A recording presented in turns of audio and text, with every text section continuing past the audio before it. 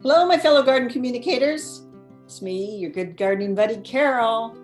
Anyway, I am into Trello boards, and I want to talk about how I'm going to use my Trello board to keep track of all the plants, products, and books that I've been receiving and have been asked to review. And I'm going to be the first to confess, I guess, on a video that I don't always keep good track of the plants, especially. Where did I plant them? I don't really want to write about a perennial until I've seen it like for 2 years, or a shrub. And so you lose track. And then when you do remember, it's the dickens trying to figure out where all that information is. So I've decided to use Trello to keep everything better organized. I'm going to show you what I'm doing, and maybe it'll give you some ideas as well. So I'm going to hide myself here. So this is a Trello board. Trello is a web-based application, so it is accessible anywhere you have an internet connection. I have an app for it on my phone. I have an app on my iPad. I can get to it on my MacBook. And so this entire thing is what's called a Trello board, and it's great for organizing just about anything. Project teams use it to keep track of projects and who's doing what and all kinds of good stuff. So I'm going to use it to organize all the plant and product and seed and book reviews that I'm asked to do. And I've used the old animal, vegetable, mineral way to organize things. So I'm going to have annuals, perennials, trees and shrubs, vegetables, books.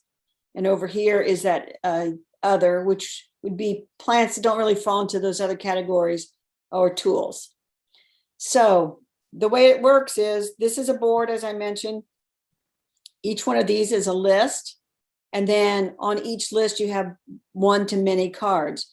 So if we take this example of annuals, I have Beacon's Impatiens White, which I got last year to review. And so if you open that up, I noted it's from Pan America, and that's just a label, and you can add labels of any kind, or don't use labels. It's up to you.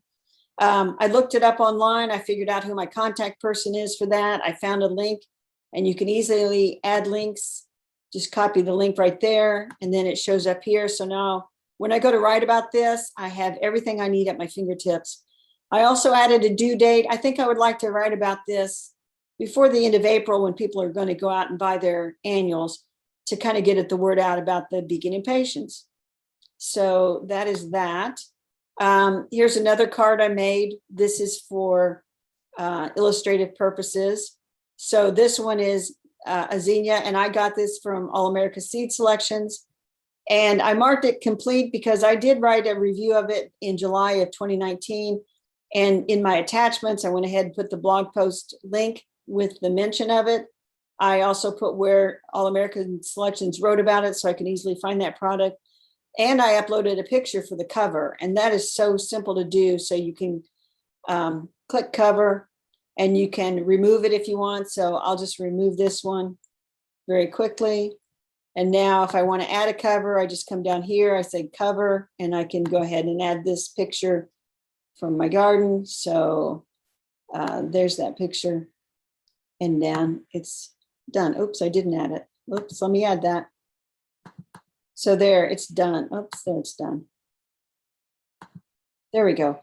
So now when I look at this, I've got the pretty picture of it. So ditto for perennials, trees, shrubs, vegetables, etc. And you can put due dates, as I mentioned. So I did this watermelon I'm going to grow from seed, and I put the due date of July the 1st because I want to check it mid-season and maybe write about it. I also left an attachment because I've already talked about it on the podcast. And then I made a link to it so I can easily get to that information. So the other thing that you could do is, let's say I really am done writing about Zinnia Holy Scarlet.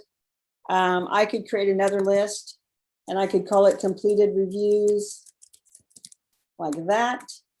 And then I can come over here and I can grab this card and move it over to this new list, completed reviews, and it's done. And so that is how that works.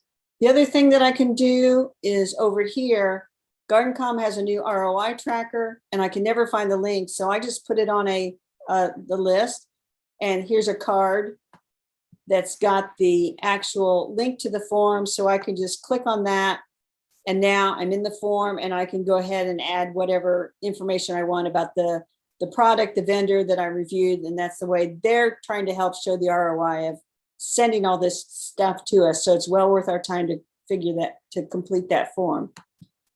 Anyway, so they'll get out of that. And that's pretty much it. Again, it's a board, it's lists, it's cards. And by keeping it all right here, instead of having some handouts that came, the little plant label, maybe some notes, a bunch of stuff in email, I'm going to have it organized right here on my tracking board.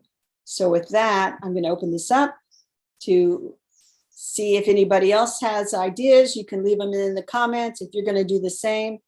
I'm going to make this particular board public so that if somebody wants to look to see how I did it, they could do that.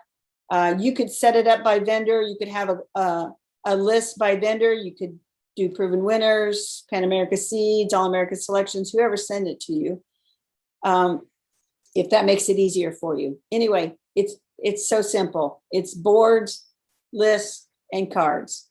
So have fun with it. If you like this video, subscribe, tell your friends, and even if they don't review garden products, but they review something else, they could apply this same technique for their review tracking process. Anyway, thanks for watching. Bye now.